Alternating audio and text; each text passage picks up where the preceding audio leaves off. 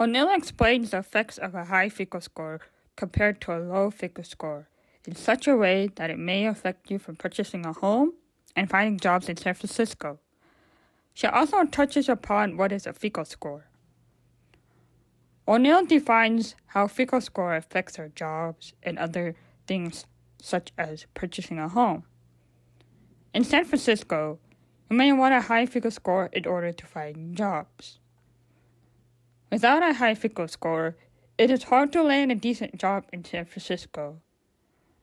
It may affect our ability to apply for a job. If you have a low score, the employer may want to background check more thoroughly, which could take some time.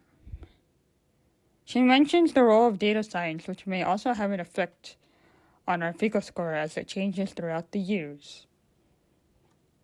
Some of O'Neill's quantify important traits that may include, such as keeping the poor poor and the rich rich.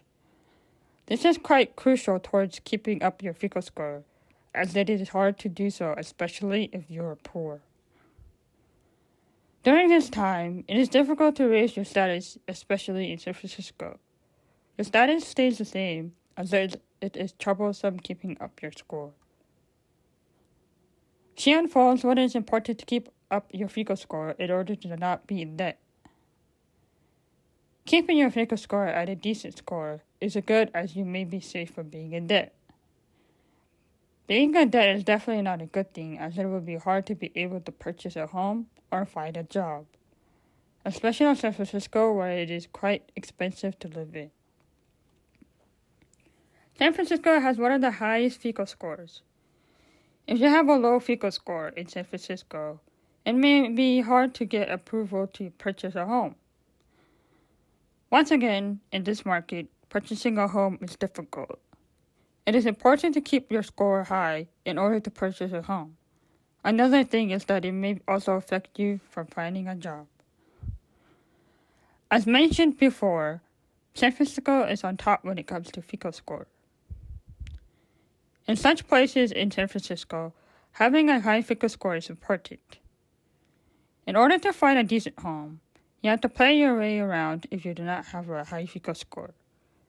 There's a possibility that you are able to get a decent home without a high FICO score. The issue with such a high score is that it is hard to purchase a home, even with a high average score. If you have a low FICO score, the quality of the house may not be what you have wanted. You may be able to keep your average score, but you may have to think of something else in order to make it higher, such as paying for something for a friend. It is important to keep up your score to make it easier for you no matter what it may be for. A FICO score is a 3-digit number based on the information in your credit reports. It is also known as credit score. In general, a FICO score contains a 3-digit number based on the information in your credit report. You can check in with your banker at any time. A good FICO score is between 670 to 739. In San Francisco, it is 745, which is little over than the average FICO score. San Francisco has one of the highest FICO score rates. It comes up to 745, which is little over than the average score. So it'd be hard to purchase a home in this market. Zoo explores the many different models of gender study in cross-cultural communication. San Francisco has diverse communication, as there are a lot of people who come to live from around the world.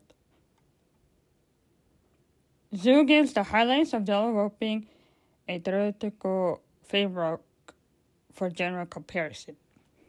The theoretical framework is important to understand, as it is able to assist us in understanding cross-cultural communication.